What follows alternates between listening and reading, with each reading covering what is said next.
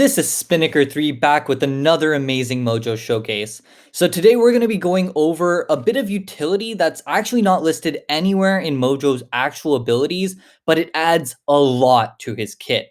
And to test this out, we'll be heading into Variant 6, Chapter 2, Quest 1, into the Thorns path, because this is where it truly comes out to shine. So as you notice when we start the fight, every time we hit into Mr. Sinister, we take back the Thorns damage because all of Mojo's basic hits are contact attacks. And you'll notice that it keeps draining our health down and over again. But the part that's actually not listed anywhere in Mojo's actual abilities is the fact that his heavy attacks are non-contact.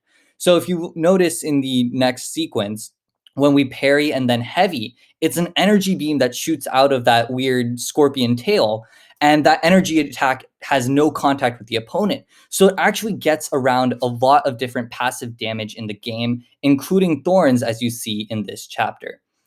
Now, this technique involves a lot of parry heavy, and I'm sure a lot of you are aware of Mojo's low block proficiency. So to really showcase how good this can be, I thought to try it out in Act 7.1.5 against the Electro Luke Cage boss.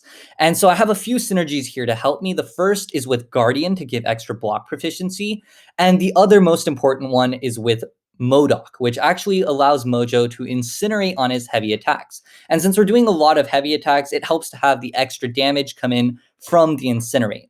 The Red Hulk is just there for a simple attack bonus, and the Void was there to clear the path since I took the life cycle path to actually get here.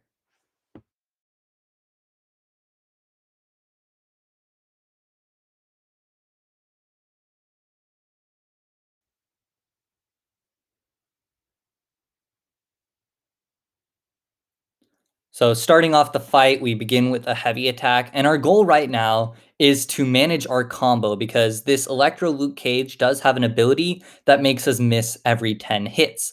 So we need to make sure we're not attacking into him, otherwise he will definitely do a lot of damage to us.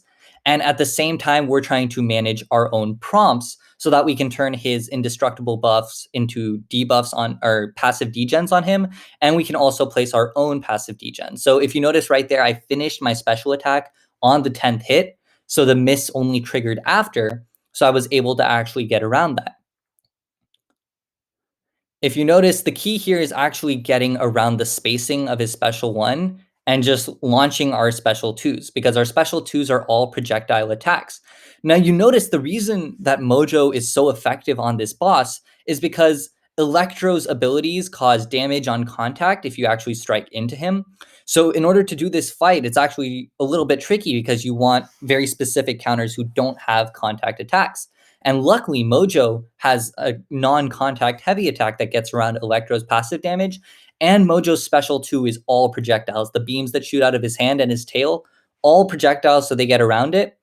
And the other nice part is that because Electro Luke Cage has an indestructible buff from Luke Cage's abilities, we can actually turn that into degens for ourselves. So we're constantly draining down Electro Luke Cage with our passive degens, our incinerates from our heavies, and our heavy attacks itself. You notice here I slipped up a little, but it was luckily he didn't actually counter in.